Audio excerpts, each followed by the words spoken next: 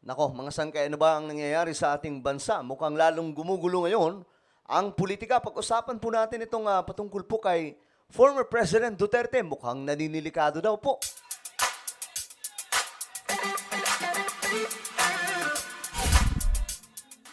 Magandang oras po sa lahat ng ating mga kababayan, sa lahat po ng mga solid sangkay. Sa mga hindi pa po nakakapag-subscribe dito sa ating channel, may good news po ako sa inyo.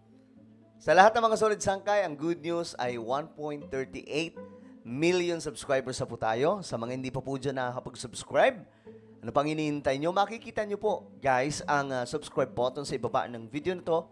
Pindutin nyo lamang po mga sangkay yung subscribe. Then, pindutin nyo po yung bell at pindutin nyo po yung all. Sa mga nanonood naman po sa Facebook, i-follow nyo po yung ating Facebook page. At sa lahat ng mga solid sangkay, mag-comment po kayo ng hashtag solid sangkay. Alright? Shoutout po sa inyong lahat. Ngayon, ito nga po ang balita. Mukhang naninilikado daw po si PRRD. Ano ba ang meron mga sangkay? Bakit masyadong mainit itong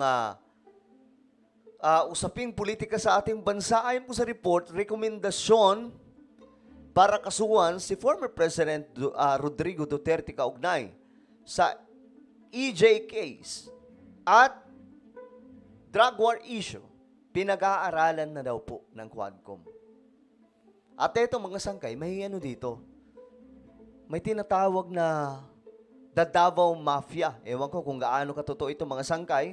Well, alamin po natin ang report na ito. The Quad Committee has started to uncover a grand criminal enterprise, and it would seem that at the center of it is the former president. Napakasakit po nito dahil tayo pong lahat ay nabudol. Grabe. So, ito po ay malaking pasabog ngayon. Tungkol po kay former President Duterte, malaking akusasyon ito. At kung hindi po ito mapapatunayan, mga sangkay, babalik ito sa kanila. Ay, tandaan po natin, hindi naman habang buhay si PBBM, ang presidente ng Pilipinas. Di ba? What if? Iba naman po ang mamuno. Then hindi pala totoo yung mga inakusa. Pwede pong bumalik yan sa kanila. Ito po ang nangyari kay Dilima, di ba? Ngayon binabalikan po sila ni Dilima. Bahagi umano ng isang malaking crime enterprise ang anti-drug war ng Duterte administration. Parte yan ng summary ng House Quadruple Committee o Quadcom sa 13 pagdinig na isinagawa nito mula noong Setyembre. Ang 4 House panels ang nag-iimbestiga sa umano'y extrajudicial killings o EJK sa anti-drug war ng nakalipas na administrasyon, illegal drug trade at illegal Philippine offshore gaming operations o POGOs. Ayon kay Congressman Romeo Aco, Vice Chairperson ng House Committees on Dangerous Drugs at Public Order and Safety, ginamit umano ang gyera kontra illegal na droga upang protektahan ang mga personalidad na sangkot sa narcotics trade habang ini-eliminate ang kanilang mga kakumpetensya. My goodness. So, ang dating, ano ba yon? Ang dating sila PRRD tuloy ang ano dito? So, ang parang pinaparating mga sangkay, sila PRRD yung tunay na masama.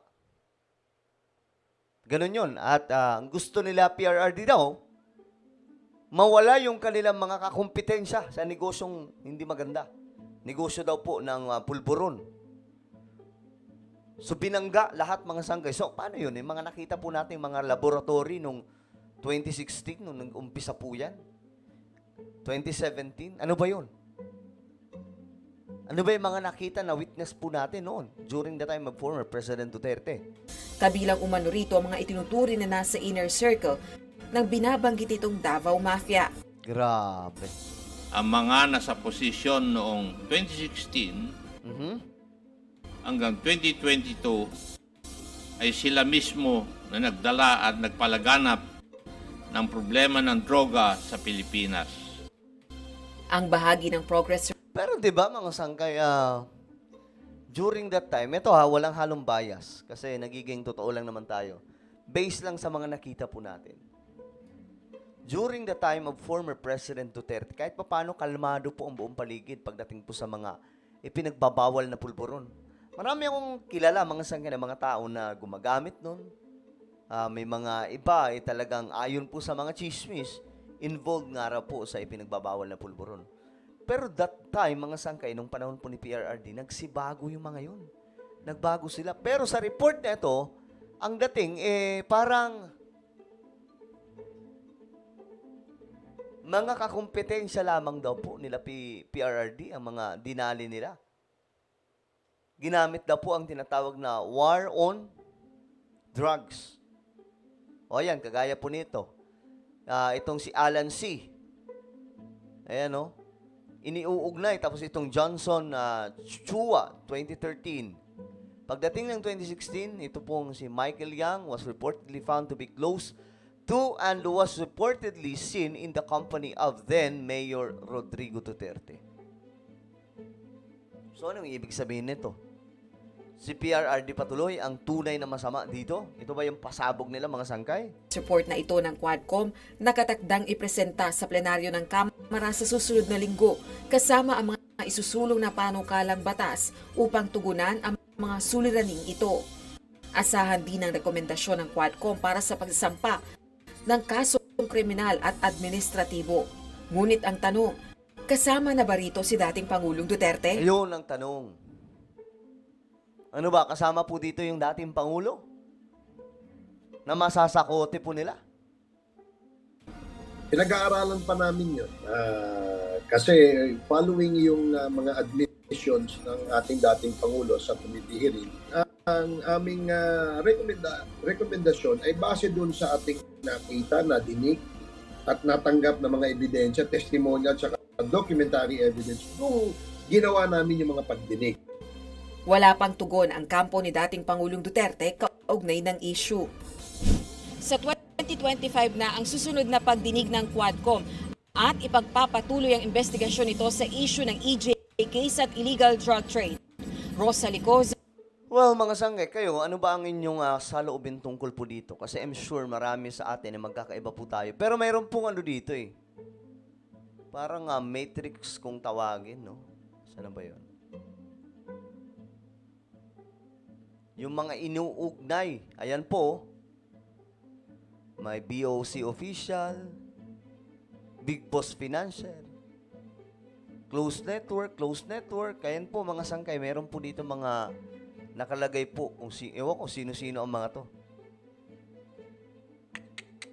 Konektado daw po kay former President Duterte, ganun ba yun? Well, masyado magulo ang politika sa ating bansa. Parang hirap na pong paniwalaan kung ano po talaga dito yung totoo. Pero kung kayong tatanungin, mga sangkay, since neutral lang naman po tayo, ano po ang inyong opinion tungkol po dito? Naniniwala ba kayo? Tungkol po dito sa tinatawag na mafia nila doon sa Davao? Na-involve po dito sila PRRD? I-comment nyo sa iba pa ang inyong mga opinion. Meron po tayong isang YouTube channel, guys. Ito po ay Sangkay Revelation. Hanapin nyo lamang po ito sa YouTube. Kapag nakita nyo na, i-click nyo po yung subscribe, i-click ang bell, at i-click nyo po yung all. So ako na po ay magpapaalam. Mag-iingat pong lahat. God bless everyone.